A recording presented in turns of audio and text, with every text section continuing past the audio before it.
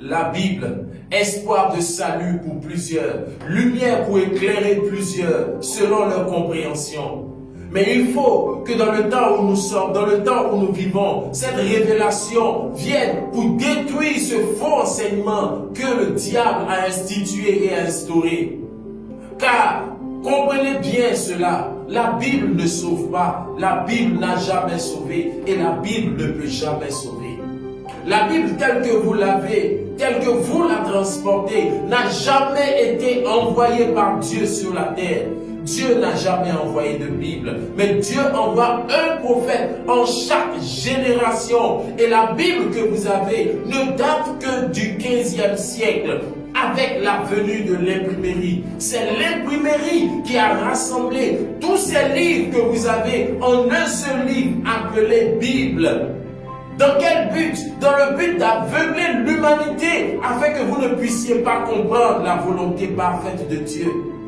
Car la Bible même que vous avez est un livre incomplet. Comment est-ce qu'un livre incomplet, un livre amputé peut-il donner le salut?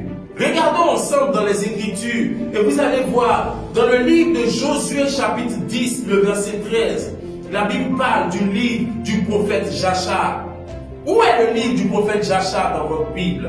Dans 1 Chronique 29, le verset 29, et dans 2 Chroniques 9, le verset 29, il est parlé du livre du prophète Nathan. Où est le livre du prophète Nathan dans votre Bible? Dans 2 Chroniques 9, le verset 29, la Bible parle du livre du prophète Akija. Où est le livre du prophète Akija dans votre Bible? Dans le même verset, il est parlé du livre du prophète Gédo. Où est le livre du prophète Gédo? Dans 2 Chroniques 12, le verset 15, il est parlé du livre du prophète Shemaya. Où est le livre du prophète Shemaya dans votre Bible? Et même dans Colossiens chapitre 4, le verset 16, il est parlé de l'épître de Paul aux Laodicéens. Où sont tous ces livres dans votre Bible? Où sont-ils? Alors il faut que l'humanité soit éclairée sur cette révélation de la Bible. Car la Bible est dérivée du mot bibliothèque. Et comme je vous le disais tantôt, Dieu n'a jamais envoyé de Bible sur la terre. Mais Dieu envoie un prophète en chaque génération. Et chaque prophète en tant que messager a son propre livre qui est indépendant du livre des autres prophètes. Ainsi, nous avons le livre du prophète Ésaïe, le livre du prophète Jérémie à part, le livre du prophète Ézéchiel à part, le livre du prophète Nathan à part, le livre du prophète Gédo ou Ido ou Shemaya à part. C'est l'imprimerie au 15e siècle qui a rassemblé seulement quelques livres des prophètes en un seul, appelé la Bible. Et vous voulez fonder votre espoir de salut sur un livre incomplet. Connaissez-vous les commandements de Dieu dans le livre du prophète Nathan? Savez-vous ce que Dieu a donné comme prescription à l'humanité dans le livre du prophète Shemaya? Ou dans le livre du prophète Ido? Ou dans le livre du prophète Gédo? Connaissez-vous les commandements de Dieu qui sont écrits dans l'épître de Paul aux Laodicéens? Oh, que l'humanité sorte de ce sommeil spirituel. Pourquoi Dieu n'a-t-il pas permis que tous ces livres soient rassemblés? Parce que l'humanité doit comprendre que les livres des prophètes passés ne sont pas et ne peuvent pas sauver l'humanité aujourd'hui. Rentrons dans les profondeurs de la révélation prophétique, car il y a un prophète sur la terre. Vous pouvez mépriser la parole prophétique, mais les prophéties ont indiqué dans Matthieu chapitre 25, le verset 6, qu'un prophète doit se lever de l'Afrique. Tout ce qui concerne les mystères du royaume, les mystères de la parole, les mystères de la création ont toujours été révélés par Dieu à ses prophètes. C'est par le prophète Moïse que nous avons connu le mystère de la création. C'est par les prophètes Ésaïe, Jérémie, Ézéchiel que nous avons connu, compris et reçu la révélation du ciel. Les chérubins rendant gloire à Dieu. Et aujourd'hui, si Dieu doit révéler un mystère du royaume, ce sera par un prophète. Car Dieu est le Dieu des esprits des prophètes. Et Amos chapitre 3, le verset 7, indique qu'il révèle ses secrets à ses serviteurs, les prophètes.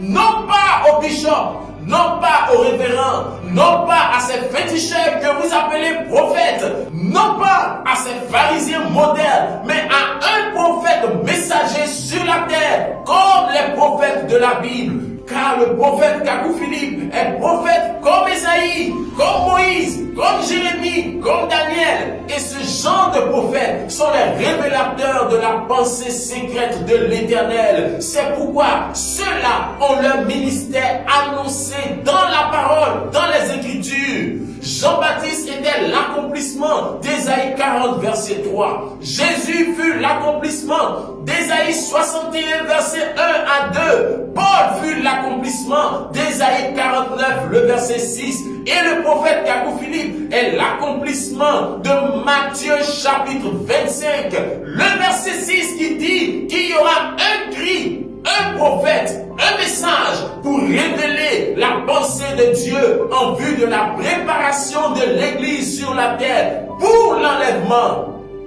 Et qu'est-ce qu'il est dit par rapport au jugement dernier? Dans Apocalypse chapitre 20, le verset 12. Dans Apocalypse chapitre 20, le verset 12, il est dit: et je vis les morts, les grands et les petits se tenant devant le trône. Et des livres furent ouverts, et un autre livre fut ouvert qui est celui de la vie. Et les morts furent jugés d'après les choses qui étaient écrites dans les livres selon leurs œuvres. Vous savez tous qu'il y aura un jugement dernier. Mais comment le jugement dernier se fera-t-il? C'est par un prophète que Dieu donne la révélation à l'humanité aujourd'hui. Il est dit dans Apocalypse chapitre 20, le verset 11, que tous les morts, ton père, ton arrière-grand-père, ton aïeul, ton arrière-arrière-arrière-grand-père, tous les morts se tenaient devant le trône. Mais il est dit, et les morts furent jugés d'après ce qui était écrit dans les livres. Et c'est la révélation que vous devez comprendre. La Bible n'est pas un livre, mais la Bible, c'est plusieurs livres de plusieurs prophètes différents les uns des autres. Et il est dit que les morts furent jugés d'après ce qui était écrit dans les livres. Ainsi, au jugement, la génération de Moïse s'approchera. Quel livre Dieu prendra-t-il pour juger la génération de Moïse? Dieu prendra le livre de Moïse. Toi qui suis cette vidéo, Dieu ne peut pas te demander, le jour où Moïse sortait de l'Égypte avec mon peuple, tu as suivi Moïse ou tu as rejeté Moïse? Tu n'étais pas là-bas. Ce n'était pas de ton temps. Dieu ne peut pas te demander cela. Ainsi, le livre de Moïse est pour le jugement et la condamnation de la génération de Moïse. Toi qui suis cette vidéo, la génération de Jérémie s'approchera devant le trône du jugement. Quel livre Dieu prendra-t-il pour juger la génération de Jérémie?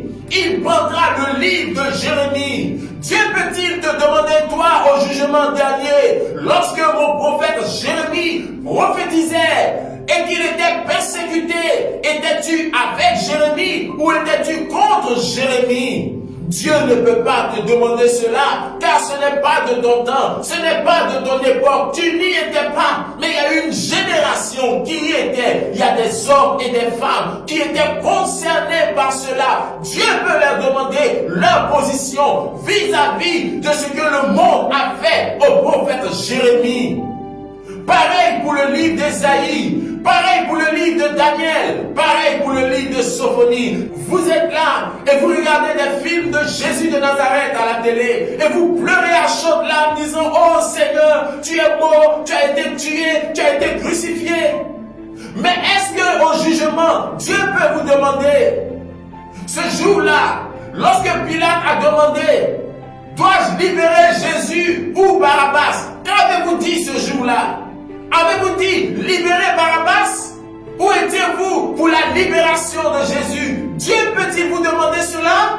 Non, vous n'étiez pas là-bas. Ce n'était pas de votre temps. Ce n'était pas de votre génération. Vous ne pouvez pas venir 2000 ans après les faits, 3000 ans, 5000 ans après Moïse, après Jésus,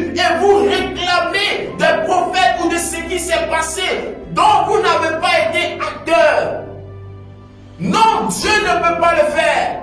Mais il y a une génération, à Pilate, Dieu peut demander quelle était sa position à Marie de Magdala, aux pharisiens, sadducéens. Ils étaient là. Dieu peut leur demander cela. Ainsi, chaque livre de chaque prophète sera ouvert pour le jugement de sa génération. Mais pour toi qui as vécu au 21e siècle, Dieu ne prendra pas le livre d'Ésaïe pour te juger. Dieu ne prendra pas le livre de Daniel pour te juger. Mais quel livre Dieu prendra-t-il? Selon Apocalypse chapitre 20, il est dit, les morts furent jugés d'après ce qui était écrit dans les livres. Pour nous, notre génération, le prophète que Dieu a envoyé, c'est le prophète Kakou Philippe. Et le livre qui sera ouvert pour la génération de ce 21e siècle, c'est le livre du prophète Kakou Philippe. Ce prophète qui a prêché en ton temps. Ce prophète qui a annoncé la parole de Dieu en ton temps. Ce prophète qui a révélé les cachettes du diable dans les églises en ton temps. Ce prophète que tu as insulté sur la terre en ton temps. Ce prophète que tu as maudit sur la terre en ton temps. Ce prophète que tu as dénigré sur la terre en ton temps. Ce prophète que tu as calomnié sur la terre en ton temps. C'est lui son livre qui sera ouvert pour le jugement de cette génération. Oui, c'est la grande révélation du jugement dernier, le livre de chaque prophète ouvert pour le jugement de la génération dans laquelle il a vécu.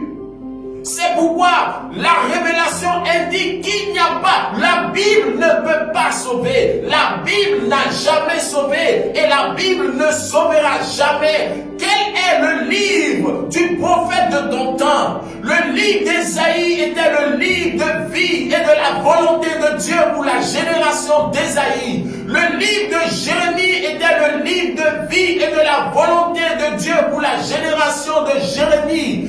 Faites cet exercice avec moi. Rendez le livre d'Ésaïe à la génération d'Ésaïe. Rendez le livre de Daniel à la génération de Daniel. Rendez chaque livre de chaque prophète à son temps. Alors vous, quel est le livre que Dieu a envoyé en votre génération? Oh, vous êtes des païens, mais vous ne le savez pas. Tout ce qui vous appartient, c'est le carton et la couverture de la Bible. Mais le livre de Moïse n'est pas pour vous. Le livre d'Ésaïe n'est pas pour vous. Le livre de Daniel n'est pas pour vous. Et chaque livre de chaque prophète révèle la volonté de Dieu pour la génération de ce prophète.